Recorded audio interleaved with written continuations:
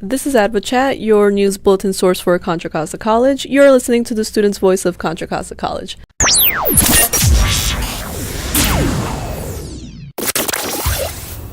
This is Nailea speaking. And Sean. And we are going to today's top stories. Top stories from this week's edition of The Advocate. President-elect Donald Trump intends to implement an immigration system to increase wages and ensure jobs are offered to American workers. Planned actions to enforce his systems include ending sanctuary cities, detaining anyone who crosses the borders without proper documentation, increasing the numbers of ICE agents, and removing President Barack Obama's executive order giving amnesty, allowing undocumented immigrants to stay in the U.S. legally. You know, the only issue with that is, you know, when it comes to immigration laws that Donald Trump plans on implementing, he's actually giving more fear that families will be divided and the communities will be divided as well, which is something that a lot of students were outraged about, and it's sparked a lot of protests and a lot of movements inside of their schools. You know, a lot of people skip to go outside and riot on the street. That goes to show what they're planning on doing in order to try to get him removed from his place. He's only elected as of now, but he's not yet inaugurated and a president yet. So we're going to see how that goes. Demonstrations show unity in Oakland. About 8,000 people surrounded the 3.4-mile perimeter of Lake Merritt here on Sunday from about 3 to 6 p.m. to stand in solidarity with people who are threatened by President-elect Donald Trump's divisive rhetoric. The communities have actually feared that they might be divided or that they might have their families divided, which is the reason why students came together for the Undivided rally and they went ahead and marched against President-elect Donald Trump on Thursday. So about 100 Contra Costa College student protesters made their way down San Pablo Avenue chanting, "Not my president," and "Hey, hey, ho, ho, bigotry has got to go," as they headed to San Pablo City Hall to voice their opinion in a peaceful protest.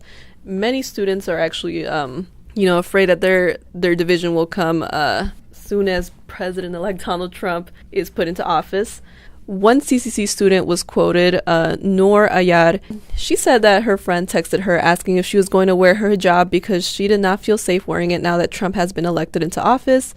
And she was quoted saying, "What will happen to me and my family now that he's president? We are Muslims and my family was not born here like me." According to our own Xavier Johnson, Trump lied his way into office and will fail.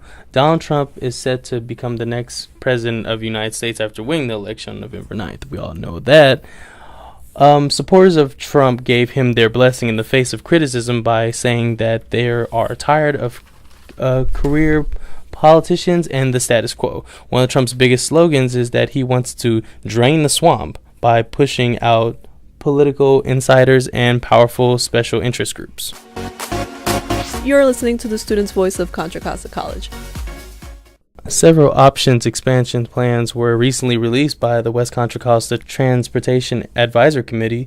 Plans would create new links to align the BART trails, to extend the Richmond line, or create a new link to connect San Pablo Hilltop area, Pinole, and Hercules. Another expansion plan would connect a new link through Del Norte to I-80 corridor to reduce the amount of traffic. Since recreational marijuana has passed and it won by 56% of the votes against the 44% who said no, the ALMA, which is the Adult Use of Marijuana Act, will actually regulate the recreational use of up to an ounce of flowers and 8 grams of concentrate, which include oils and waxes, which are used to vaporize. And this law will restrict personal cultivation to 6 plants grown in a fully enclosed and secure area, either indoors or outdoors. The majority of this, from Prop 64, which was passed, will not have like a process to it until January 1st of 2018. This is all for our weekly news bulletins from the Advocate team. Follow us at Instagram, CCC Advocate, Twitter at Accent Advocate. Or you can also follow us on our website where we do have the links to each one of those social media platforms, cccadvocate.com. Thank you for listening, and we hope you tune in next week.